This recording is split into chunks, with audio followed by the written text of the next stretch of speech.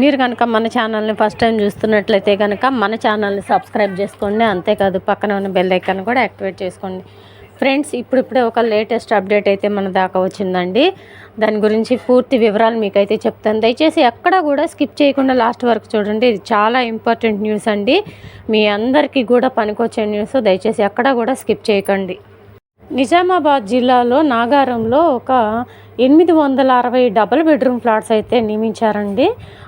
నిర్మించినవన్నీ కూడా బెనిఫిషియర్స్ అందరినీ సెలెక్ట్ చేశారు.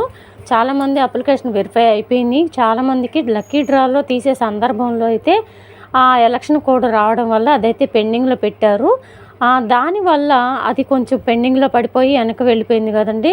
ఇప్పుడు నాగారం జిల్లా ఇందూరులో అయితే డబుల్ బెడ్రూమ్ ఫ్లాట్స్ ఇళ్లల్లో అయితే దొంగలు పడి ఆ కిటికీలు ధ్వంసం చేసేసి వాటికి సంబంధించినవన్నీ కూడా ఆకతాయిలు మొత్తం తీసుకొని వెళ్ళిపోయారండి. కిటికీల దగ్గర నుంచి గ్రిల్స్ ఉంటాయి కదా, ఆ గ్రిల్స్ దగ్గర నుంచి, డోర్స్ దగ్గర నుంచి, కేబుల్ వైర్స్ దగ్గర నుంచి, ట్యాపుల దగ్గర నుంచి ఏది వదలకుండా కూడా మొత్తం లాక్కెళ్ళిపోయారంటండి. ఇది మీకు ఎందుకు చెప్తున్నాను అంటే దయచేసి ఒకటి అర్థం చేసుకోండి. ఒకవేళ మీకు గనక డబుల్ బెడ్రూమ్ ఫ్లాట్ వచ్చి మీకు ఇంకా కీసు ఇవ్వలేదు, ఒకవేళ సపోజ్ చెప్తున్నాను ఇవ్వలేదు, మీకు ఈ గ్యాప్లో మీరు ఇంటికి వెళ్ళకుండా ఇలాగే ఉన్నారనుకోండి, అప్పుడప్పుడు వెళ్ళి మీ ఫ్లాట్ని చూసి వస్తూ ఉండండి. అలా చూడటం వల్ల మీరు గమనిస్తున్నారని చాలామంది అర్థం చేసుకుంటారు. మీ ఫ్లాట్స్కి ఎటువంటి ఇబ్బందులు రాకుండా మీరే చూసుకున్నట్లుంటుంది.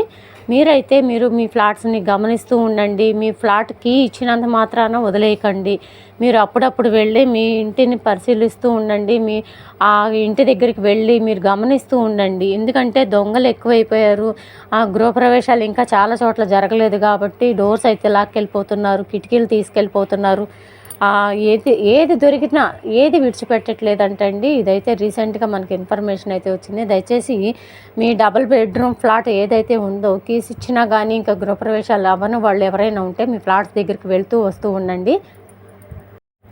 ఇది మీ కొరకే చెప్తున్నాను. అలర్ట్గా ఉండి మీ ఫ్లాట్స్ దగ్గర మీరు గమనిస్తూ ఉండండి. ఎందుకంటే డోర్స్ అవన్నీ లాక్కెళ్ళారంటే అవన్నీ చేయించుకోవడం మనకి వల్ల కాదు కదండి. మళ్ళీ గవర్నమెంట్ పట్టించుకోవాలంటే చాలా టైం అయితే తీసుకుంటుంది. ఇప్పుడు ఆ ఫర్నిచర్ అంతా కూడా మళ్ళీ ఆ పోయిన మెటీరియల్ అంతా తీసుకొచ్చి మళ్ళీ కట్టించాలంటే చాలా ఖర్చులు అవుతాయి. అదైతే గవర్నమెంట్ ఇప్పట్లో చెయ్యదు. అందుకని మీరైతే ముందుగానే జాగ్రత్త పడండి. మీ ఫ్లాట్స్ ఏవైతే ఉన్నాయో అవి జాగ్రత్త చేసుకోండి. దొంగలు పడకుండా మీరే అలర్ట్గా ఉండండి. ఇదండి ఈరోజు వీడియో నచ్చితే ఒక చిన్న లైక్ అయితే ఇవ్వండి.